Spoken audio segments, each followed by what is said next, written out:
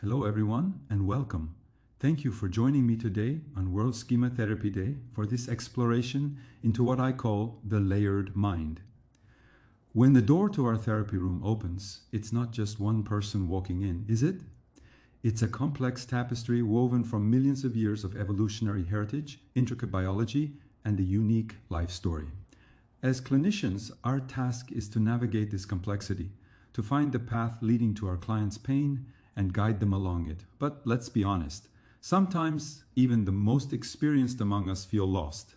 We carry multiple maps, cognitive models showing distorted thoughts, psychodynamic ones pointing to early experiences, yet they often don't speak the same language. We struggle to understand, why does this client resist our most effective interventions? Why do they fall into the same destructive relationship patterns again and again? What's the mechanism that turns a primal fight or flight signal in the amygdala into years of debilitating depression? For years working with these fragmented maps, I felt this clinical dilemma deeply.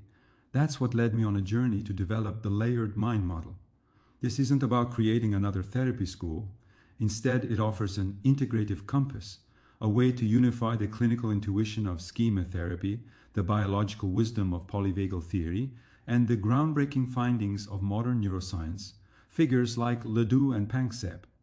The core premise is simple yet powerful. Every symptom your client presents is not a mistake. It's the result of a layered, evolutionarily meaningful survival strategy. Our aim today is to unpack these layers together. To guide our exploration, I want to introduce a central metaphor: the sprained ankle and the limping steps. Imagine someone with a badly sprained ankle. Their steps are uneven, painful, maybe hesitant. Would it make sense to just tell them, "Why are you limping? Walk properly?" Of course not. For too long in therapy, we've sometimes focused on fixing the limping steps, the anger outbursts, the avoidance, the self-sacrifice, what we might call the coping modes. These are the limps. But the layered model urges a paradigm shift. The problem isn't the limp itself, it's the sprained ankle that causes it. Our primary task isn't behavioral coaching on how to walk better. It's to compassionately kneel down, examine that swollen, painful ankle, the core vulnerability, the unmet need, the primary schema in the layer of vulnerability, and begin the healing there. When the ankle heals, the steps naturally become more balanced. So over the next 40 minutes, here's our plan. We'll briefly touch upon the theoretical pillars, how our mind functions as a prediction error machine using models like TOTE, the crucial role of core needs and Panksepp's primary emotional systems, and the defensive architecture described by Polyvagal Theory. Then, we'll dive deep into the 5 layers of the model itself: vulnerability, primary control, primary response, secondary control, and secondary response. I'll share some of the empirical research supporting this layered structure. And most importantly, we'll move from the map to the territory, the clinic. We'll explore how to use this model for case formulation and, crucially, how to apply powerful experiential techniques like imagery rescripting and chair work to heal that sprained ankle at its source. My hope is that by the end of our time together, you'll have a clearer diagnostic lens and a more effective integrated compass to navigate the complex layered minds we meet in our therapy rooms. All right, now that we've set the stage and introduced our core metaphor of the sprained ankle, let's build the theoretical foundation for the layered mind model. To understand why our minds create these complex layers of defense, we need to grasp some fundamental principles of how our brain processes information, detects problems, and reacts, especially under threat. One cornerstone is a model from cognitive science proposed back in 1960 by Miller, Galanter, and Pribram, the TOTE model. TOTE stands for test, operate, test, exit. Think of it as the mind's basic problem-solving loop.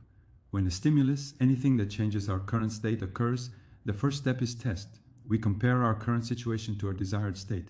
Is there a mismatch? Is something wrong? This mismatch creates what neuroscientists call a prediction error. The brain expected one thing but got another. This prediction error often generates a sense of distress, signaling that something needs attention. The distress signals the need for action. So we move to operate. We do something to close the gap between the current and desired state. For instance, If you expect a door to open smoothly desired state, but it sticks current state, you might push harder operate. Then comes the second test. Did the operation work? Is the current state now closer to the desired state? If the door opens, the test is successful, the distress is gone, and finally exit. The problem is solved, the loop closes, and our attention moves on. We don't dwell on it because the system worked effectively. But what if the stimulus is more complex, like experiencing social rejection or facing criticism? The thought cycle still runs, but the stakes are higher, the emotions stronger. If our operation doesn't lead to the desired state, for example, feeling accepted or competent, we don't reach the exit stage. Personality disorders, in many ways, represent getting stuck in these thought loops, repeating ineffective operations without reaching a satisfactory resolution, keeping the distress active. How does the brain handle this initial test phase, especially when the stimulus might be a threat? Neuroscientist Joseph Ledoux gave us a crucial map, the brain's two pathways. There's the low road, a fast subcortical shortcut. Information goes from the sensory thalamus straight to the amygdala, our emotional alarm center. This is milliseconds fast. It asks danger and triggers an immediate reflexive bodily reaction before conscious thought. Think of seeing a snake-like shape on the path and jumping back instantly. Simultaneously, the information travels the high road thalamus to the cortex, especially the prefrontal cortex, then to the amygdala. This is slower, more analytical. The cortex examines the details. Wait, is that shape moving? What color is it? It provides context and can send an all-clear signal to calm the amygdala's initial alarm. It's just a stick. This two-speed system is vital. The low road ensures immediate survival, while the high road allows for more nuanced assessment and regulation. Much of therapy involves strengthening this high road's ability to modulate the low road's alarms. So what triggers these alarms in the first place? What creates that initial prediction error or distress? It comes down to our core needs. While Abraham Maslow gave us the famous hierarchy for clinical purposes, research, including our own with over 3,300 patients, suggests a clustering around 4 fundamental domains: love and belonging connection, acceptance, esteem and autonomy, competence, respect, self-direction, safety, predictability, security, and comfort, physiological balance, freedom from excessive distress. Connection and autonomy often appear as central poles, and in our model, autonomy strongly relates to the esteem domain. We gain respect partly through being autonomous. These needs aren't just psychological concepts, they have deep neurobiological roots. This is where the work of Jaak Panksepp is invaluable. He identified several primary emotional systems hardwired into the subcortical regions of all mammalian brains. Systems like panic, grief, the alarm for social separation, loss of connection. Think of the distress of a baby separated from its mother, or the pain triggered by the still face experiment. This underlies schemas like emotional deprivation and abandonment, fear, the alarm for physical danger triggering freeze or flight. This connects strongly to schemas like vulnerability to harm, rage, the response to frustration, restraint, or goal blocking. Seeking, the motivational engine, curiosity, exploration, anticipation. Chronic failure beliefs can dampen this system. Care, nurturing, connection, empathy, play, social joy, interaction, learning boundaries. Our schemas, from this perspective, are like these ancient alarm systems that have become overly sensitive or miscalibrated due to past experiences. They are the detectors, the receptors for unmet needs. When these vulnerability alarms ring loud, the organism must react. It moves into the operate phase of the thought cycle. Schema therapy traditionally describes 3 main coping styles: surrender, giving into the schema; avoidance, escaping the trigger or the feeling; and overcompensation, fighting the schema by acting the opposite. This aligns beautifully with the neurobiological hierarchy described by Stephen Porges' Polyvagal Theory, PVT. PVT maps our autonomic nervous system's responses to perceived safety or danger onto an evolutionary ladder. When we feel safe, this newer mammalian system is active. We feel calm, connected, curious, heart rate is regulated, and facial expressions and voice tone convey warmth. This is the state where the healthy adult and happy child reside. It provides the vagal brake that helps regulate lower states. Sympathetic mobilization. When danger is detected, the sympathetic system kicks in, the classic fight or flight response. Adrenaline flows, heart races, muscles tense. This maps onto overcompensation and active avoidance styles, and modes like angry child or impulsive child. Dorsal vagal immobilization, if the threat feels overwhelming or inescapable, this most ancient reptilian system takes over, leading to freeze or shutdown. Metabolism slows, and we might feel numb, disconnected, or collapsed. This strongly relates to the surrender style and modes like compliant surrender or detached protector. Our research on modes actually provided empirical support for this PVT hierarchy. We found that coping modes statistically clustered precisely into 3 physiological states: shutdown, surrender, fight, flight mobilization, and a more regulated socially strategic mobilization, perhaps linked to the ventral vagal brake, modulating the sympathetic system. So we have these core components. A mind that operates on prediction errors, equipped with fast and slow processing pathways, driven by core needs monitored by ancient emotional alarm systems, and reacting to threat via a clear neurobiological hierarchy. How do these pieces fit together in a coherent clinical map? That brings us to the layered mind model itself. So we've explored the foundational elements, the tote loop as our basic problem-solving software, Ledoux's high and low roads for threat processing, our core needs monitored by Panksepp's ancient emotional systems, and the defensive hierarchy described by Polyvagal Theory. Now, how do these integrate? This is where the layered mind model comes in, offering a clinical map that bridges these concepts. It outlines a 5-step sequence that reflects both the tote cycle and the brain's dual processing pathways, tracing the journey from an initial trigger to a complex coping response.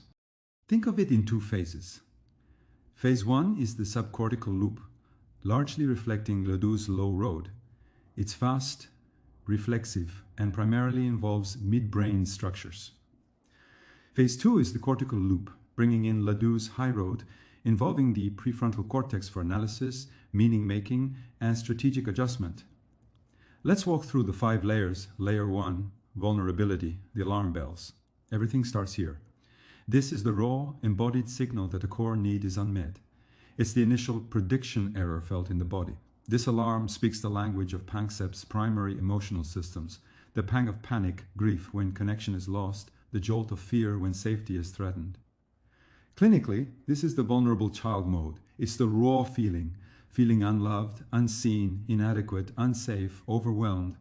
Research, like the study by Renner and colleagues on depression, supports this, showing that schemas representing this core vulnerability, like abandonment, failure, and emotional deprivation, are most strongly correlated with symptoms. These are our primary schemas, the sensitive receptors or alarm systems for unmet needs. Layer 2, primary control, the rapid assessment. Once the alarm rings, the low road kicks in with the first test phase of the tote cycle. This isn't conscious analysis. It's a lightning-fast subcortical evaluation happening in milliseconds, heavily influenced by the amygdala and hippocampus. It asks basic survival questions. Is this situation controllable? And who is responsible? Is there a moral violation? This layer is shaped by what I call control schemas, miscalibrated filters forged by past experiences. Pessimism, filters for controllability, often concluding there's no hope, triggering a shutdown response based on learned helplessness mechanisms. Mistrust, filters for external blame. It rapidly concludes they are wrong, bad, unfair, priming a fight response. This taps into our innate universal moral grammar, our sensitivity to fairness and violations.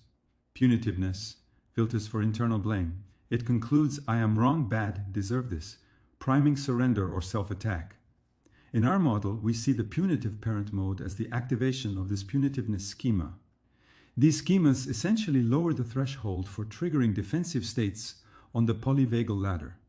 Layer 3, primary response, reflexive defense. Based on the rapid assessment in layer 2, the brainstem, particularly the periaqueductal gray, executes the first non-conscious operate command.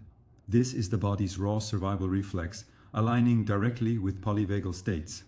Shutdown, collapse, triggered by perceived inescapability. No hope from pessimism or I deserve this from punitiveness. This manifests as the detached protector or the initial freeze of compliant surrender. Freeze, a high arousal immobility, often linked to the initial presentation of subjugation compliant surrender when facing overwhelming power. Fight or flight. This is a sympathetic response. It is triggered by perceived threat plus the possibility of action. An example is the thought, "they are wrong," which comes from mistrust. This is the raw energy of the angry child, or fight, fueled often by entitlement, which says, "I have the right to attack." Or it is the impulsive child, flight or escape, often linked to insufficient self-control, which says, "I can't tolerate this distress." These are largely midbrain reactions, happening before the cortex fully engages. Layer 4, secondary control, meaning making and strategy. While the primary response unfolds, the high road delivers the information to the prefrontal cortex, or PFC. Now comes the second, more conscious test phase. The PFC analyzes what just happened. What are the social consequences of my primary reaction? Does this align with my values? What does this mean about me? This is where strategic schemas and modes operate, shaping how we manage or justify our primary reactions. High standards, or the demanding parent mode, imposes rigid rules to control the inner chaos or avoid external criticism. For example, "I shouldn't have gotten angry," or "I must be perfect." Self-sacrifice, or the demanding parent mode, prioritizes others' needs compulsively, often to avoid guilt or rejection. For example, "I must please them," or "my needs are selfish." Crucially, the healthy functioning of this layer is the healthy adult mode. A well-functioning PFC can acknowledge the primary alarm of vulnerability, regulate the primary response by using the vagal brake, consider values and consequences, and choose an adaptive path. It embodies capacities like meta-awareness, emotional connection, reality orientation, and responsibility. Layer 5, secondary response, strategic coping. Based on the secondary control assessment, the PFC initiates the second, more deliberate operate command. This isn't a raw reflex, but a more civilized, socially calibrated action, often influenced by the vagal brake modulating sympathetic energy. The goal is often to manage the social situation or the internal distress triggered by the primary layers, but without necessarily healing the core vulnerability. This is where we see many complex coping modes. One is strategic fight, which is a calibrated sympathetic response. This is not raw rage, but calculated dominance. The self-aggrandizer status seeker uses achievement and admiration to mask inadequacy. The condescending mode uses verbal put-downs strategically. Another response is strategic flight or freeze, which is a calibrated avoidance or surrender. Emotional inhibition is the conscious suppression of feelings to appear in control. Detached self-soother engages in numbing activities to escape distress. These activities include binge-watching, gaming, or eating. Enmeshment, dependency, is strategically merging with others to avoid risks of autonomy. Compliant surrender, in its strategic version, is consciously people-pleasing to avoid conflict. These secondary responses might look more functional on the surface, but they often lead to exhaustion, inauthenticity, and disconnection. Now, a crucial point emerges from this model. Traditionally, schema therapy distinguishes between schemas, which are stable traits, and modes, which are current states. While useful, the layered model suggests a more integrated view. Functionally, schemas and modes might be two sides of the same coin. Think of a schema as the underlying potential, the neural pathway, the receptor sensitivity, or the learned rule within a specific layer. A mode is simply the schema that is activated. It is the pathway firing, the rule being executed, the state being experienced and observed. Why propose this integration? Measurement overlap. Look closely at the questionnaires. Items measuring the punitive parent mode are almost identical to those measuring the punitiveness schema. Items for demanding parent overlap heavily with high standards and self-sacrifice. Self-aggrandizer mode items mirror status-seeking schema items. We seem to be measuring the same construct with different labels. Functional equivalence. The layered model allows us to map modes directly onto activated schemas within specific functional layers. Vulnerable child mode activates layer 1 vulnerability schemas, such as emotional deprivation, abandonment, failure, defectiveness, and so on. Punitive parent mode is the activation of the layer 2 punitiveness schema. Angry, impulsive child modes involve activating layer 3 schemas, such as entitlement or insufficient self-control. Demanding parent mode involves activating layer 4 schemas, such as high standards or self-sacrifice. Self-aggrandizer mode is the activation of the layer 5 status-seeking schema. Compliant surrender mode can be the activation of the layer 3 subjugation schema, a reflexive freeze, or a layer 5 strategic version. This doesn't mean we abandon the language of modes. It's clinically invaluable for describing lived experience.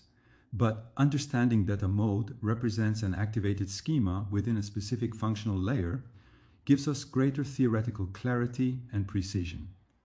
We can ask not just which mode is active, but which layer's schema is firing and what function is it trying to serve right now.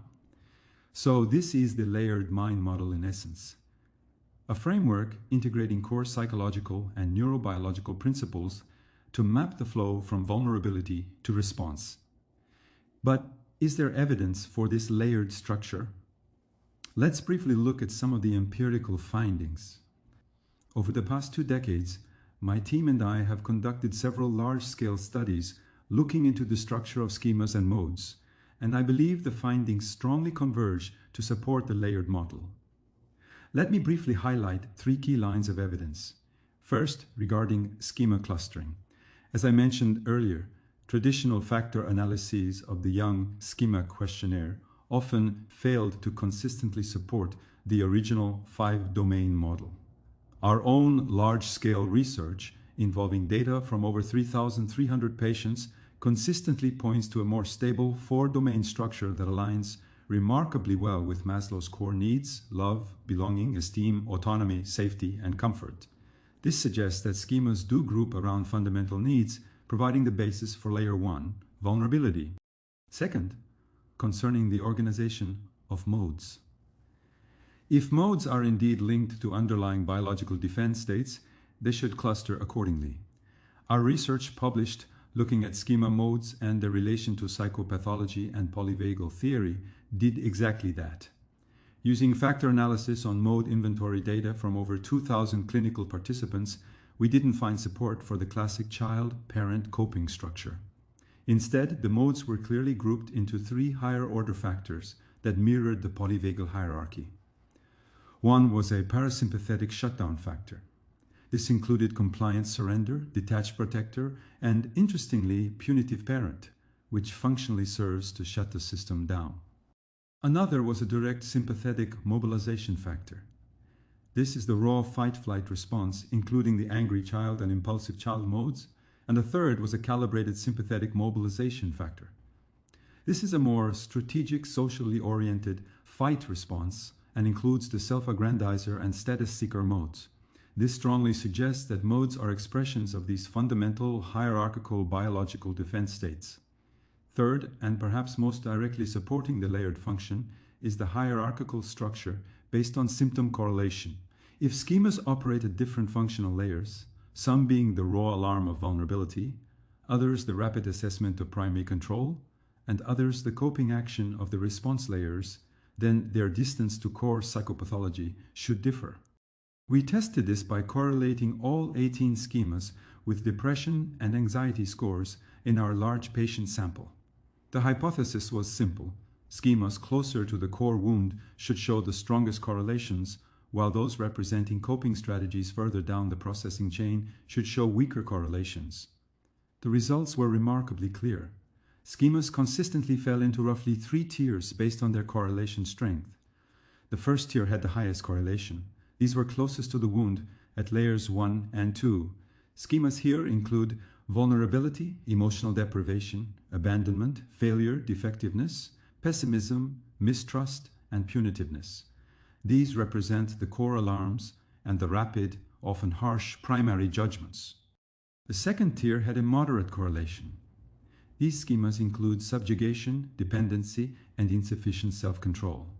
The third tier had the lowest correlation, These were furthest from the wound at layer 4 and 5. These schemas represent more strategic or compensatory coping, like unrelenting standards, self-sacrifice, emotional inhibition, entitlement, and status seeking. These are operations designed to manage distress arising from deeper layers. Taken together, these lines of evidence, the needs-based clustering of schemas, the Polyvagal Theory-aligned clustering of modes, and the functional hierarchy revealed by symptom correlations, paint a consistent picture. They strongly suggest that schemas and modes aren't just a random collection of traits and states. They operate within a structured, biologically grounded, layered, and functionally hierarchical system, just as the layered mind model proposes. This empirical foundation gives us greater confidence as we move from the map to the territory, the clinical application. Now, how do we actually use this map in the therapy room to help our clients navigate their inner world and heal those core vulnerabilities? Let's turn to clinical application. We now have our map, the layered mind model, showing the architecture from unmet need to coping strategy. We understand the theory, the neuroscience, the hierarchy, but as valuable as a map is, the real skill lies in using it on the terrain, in the therapy room. How do we navigate from the surface symptom, the limping step, to the core wound, the sprained ankle, and then facilitate healing? This section focuses on that practical journey. Our approach mirrors the layers, but in reverse. We start where the client starts, with the presenting problem, the distressing behavior or emotion, often a manifestation of the secondary response or primary response layers. Our first task is meticulous case formulation, pinpointing the exact moment the system went off track. Let's use the case of John. He comes in angry about a situation where opposing counsel in a pro bono case subtly threatened his elderly client after rejecting reasonable settlement offers. John felt an urge to send a harsh, almost unprofessional email. Formulating the case and finding the target moment, clients often present a complex story. Our job isn't to solve the external problem, but to find the internal total loop that failed to exit. We need to identify the precise moment the trigger occurred. We use a focusing question. In this whole situation, what was the most triggering moment for you? The point where you felt the strongest emotion? For John, it wasn't just the opposing counsel's actions. It was when his own client, after John promised to help, warned him, "Be careful, John, that lawyer is tough." That was the moment the raw, impulsive anger surged. This becomes our target moment for change. Let's summarize what has happened so far. John felt angry as soon as he heard that his client's opposing counsel was harsh. However, he did not project this anger onto the other party, because overt aggression was not a behavior that aligned with his values. His high-standard schema, or demanding parent mode, became activated, and he inhibited his anger, writing a more politic response that nonetheless contained grandiosity. Additionally, he decided to work on this situation with his therapist. Exploring layers downward, so we start with the surface reaction. John's primary response layer, anger. Inside he heard a voice, "Fight for your rights. Don't back down or you'll lose, you'll be conquered." The mistrust schema almost always lies beneath anger reactions towards others. When John describes that others will always try to take advantage of you if you don't defend your rights, we understand that the mistrust schema is triggered immediately before the anger response, giving rise to the anger. Now, according to our model, it seems we are one step away from reaching the layer of vulnerability. However, the feeling of anger sometimes cannot be easily bypassed to reach the underlying vulnerability. But often defenses immediately come up. When I gently explore more, what's underneath that anger? John might deflect with intellectualization or even irritation towards me. This could be a mistrust schema activating, seeing my question as an attack. This is a key moment. We don't challenge the defense, we use empathic confrontation. I notice, John, whenever we get close to that feeling of powerlessness, a part of you steps in with a strong argument, pushing me away a bit. I understand this part is trying to protect you from feeling overwhelmed, maybe from that sinking ship feeling. We honor the defense as a protector, and I appreciate that protection. And I'm curious about the vulnerable part it's guarding. John, can we ask this protective part to step aside just for a moment so we can meet the John who felt unseen, unheard in that moment? To deepen this exploration and bypass intellectual defenses, we use perceptual language and create experiential momentum. Instead of "what did you feel?" we might say, go back to that moment, hearing your client's words, that tightening in your chest, that surge of heat. As you feel that, what's the deeper sense underneath the anger? We engage the senses, the body, bringing the emotion into the room.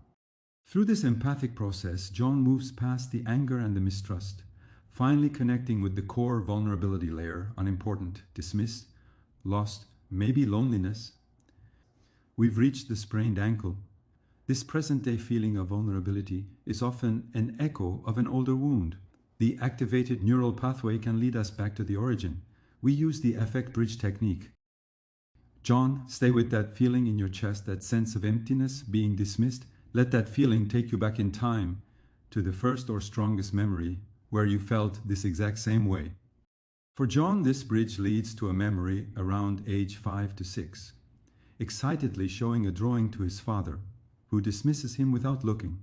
Leave that now, there are more important things. The exact same feeling in his chest. We found the core memory, the unfinished business, keeping the total loop open. Now, how do we heal it? We can't change the past, but neuroscience shows us we can change how the brain stores and reacts to it through memory reconsolidation. When we activate an old emotional memory, it becomes temporarily malleable, open to updating for a few hours before it's restored. This is the window imagery rescripting utilizes. The classic steps are: activate the memory and connect with the vulnerable child. Bring the painful memory vividly to mind, feeling the child's emotions. This opens the reconsolidation window. Enter the image and meet needs. This is the rescripting part. The therapist initially, or the healthy adult, enters the scene at the moment of hurt to validate and protect the child. Ideally, the parent figure changes their behavior, is replaced, or is neutralized. Father puts down the paper, looks at the drawing, and shows interest. The child receives the needed attention, validation, and affection directly from the parent or the healthy adult. Now, facing that colleague-client situation again, what feels different? Often, the old trigger loses its power. The memory isn't erased, but its emotional charge is neutralized and replaced with a resource. Working with resistance, of course, it's not always smooth. What if the parent in the image resists? We have advanced techniques. We can collaborate with the parent by understanding their needs or intentions. We can step up, which means bringing in other figures or authority, or we can even reparent the parent in imagery. This means healing their childhood wounds so they can change. Sometimes we use spiral regrowth, taking the healed resource from one memory and growing the child through subsequent life stages with that resource intact. These are powerful but complex techniques and require further training. What if strong coping modes block access to the vulnerability layer entirely? We can't force our way through. Instead, we work with the blocking layer using techniques like mode interview. We put the blocking mode in a chair and interview it with curiosity and respect. For example, the detached protector, self-aggrandizer, or demanding parent. We explore its origins, function, triggers, and costs, aiming to build an alliance and gain its permission to access the vulnerable part.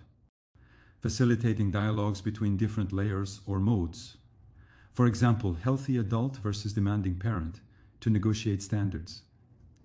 Healthy adult versus punitive parent, to challenge harsh judgments. Healthy adult versus angry child, to validate anger and find constructive expression. We also see the healthy adult nurturing the vulnerable child. We also need strategies for handling dysregulation during chair work. This includes grounding techniques for flooding sympathetic overload and gentle re-engagement for cut-off dorsal shutdown. We also must manage interruptions from the critic.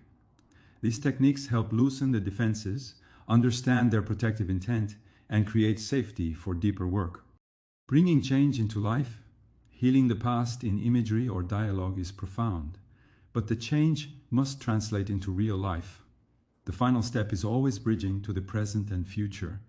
We help the client, now accessing their healthy adult resources, reimagine the initial triggering situation, or anticipate future challenges from this new perspective.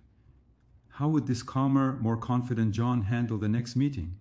This leads to concrete behavioral homework, ideally following SMART criteria specific. What exactly will you do? For example, call the lawyer Monday morning. Measurable. How will you know you did it? For example, made the call versus didn't. Achievable. Is it realistic given current resources?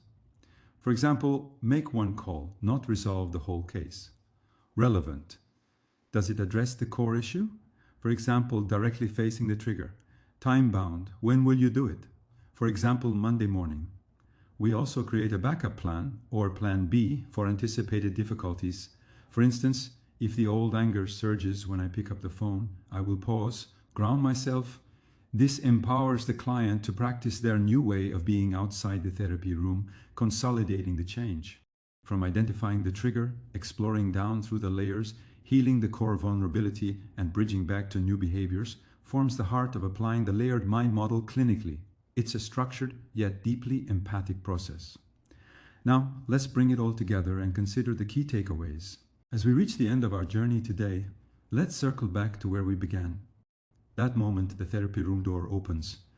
We started with the challenges of fragmented maps, confusion in understanding resistance, and repetitive cycles with incomplete tools. Throughout this presentation, we've aimed to assemble those scattered pieces into a more integrated compass, the layered model. We explored how the mind functions as a prediction, error, and problem-solving system using TOTE. We saw how Ledoux's high and low roads, Panksepp's primary emotions, Polyvagal Theory, and Schema Therapy concepts could be woven together onto this single clinical map. The goal wasn't to offer a new school of therapy, but rather a sharper lens, a more precise compass to navigate the depths of our own inner worlds or those of our clients. And the needle of this compass consistently points to the same fundamental place, the core vulnerability, the initial unmet need.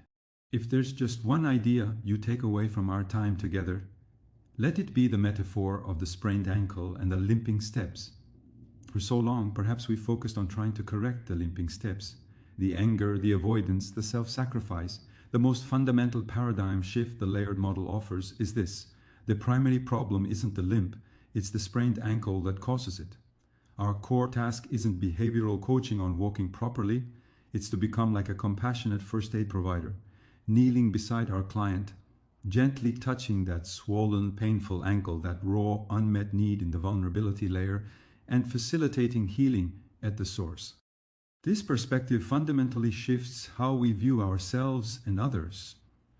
Resistance is no longer an enemy to be overcome, but a loyal guardian protecting the sprained ankle from further injury. Anger, mistrust, narcissistic defenses, these become like layers of bandages, hiding the core wound. Our job isn't to rip them off, but to understand with archaeological care why each layer is there, patiently and respectfully unwrapping them. Because those defenses aren't just obstacles, they are traces of a wisdom that once ensured survival. Of course, this map, like any model grounded in emerging evidence, has its limitations. Debates around polyvagal theory, the precision of measurement tools, and cross-cultural validity, these remain open discussions. It's crucial to see this map not as rigid dogma, but as a hypothesis-generating tool, a way to structure our thinking. The map is not the territory. The ultimate guide in the territory is always the trusting relationship built between two human beings. And the territory is dynamic. Yesterday's solution echoes today and may transform tomorrow. And let's not forget, in any challenging interaction, our own nervous system is also in play. When our own threat level rises, the dialogue speeds up, the tone hardens, and curiosity vanishes. The healthy adult mode, the capacity for ventral vagal regulation, isn't just something we cultivate in our clients, it's a muscle we as therapists must practice daily. True safety in the therapeutic space emerges when both nervous systems can find a sense of regulation. So, the most sincere invitation is to approach your own system with that same compassion and curiosity. The maps are complete, but the real graphic is hidden in the face of the person before you, in the micro expressions, the vocal tone, the subtle shifts in breathing, the moment-to-moment readouts of their nervous system. So the next time you face a challenging inner moment or interact with someone struggling, perhaps let this map guide your curiosity with questions like these. Today, can I listen to my own limping steps or the limping steps of the person opposite me? These steps might be their anger, avoidance, or defenses. Can I listen to them not as the problem, but as a signpost pointing towards the sprained ankle? Which core vulnerability is this response layer trying to protect? Beneath the surface noise, which fundamental alarm bell is ringing? Is it an abandonment alarm, a state of fear or panic? Is it an unworthiness alarm, a state of panic or grief? Or an injustice alarm, which is a state of rage? And when I reach that vulnerable, alarming, often childlike part within myself or another, instead of trying to reason with it, can I just ask, even for a moment, what it truly needs? Does it need safety? Does it need understanding? Does it simply need to be seen? And how can I meet that need right here, right now, with my own calm, centered presence? If curiosity can replace judgmental analysis, if a safe space can open up, even momentarily, within your own system or between you and another, then this model has served its purpose. Thank you for listening to these ideas today. This exploration gains meaning through the courage of those seeking change and the curiosity of those striving to understand the human condition. Keep the map in your pocket, but let relationship and time, as always, guide the rest of the path. Thank you very much for your attention.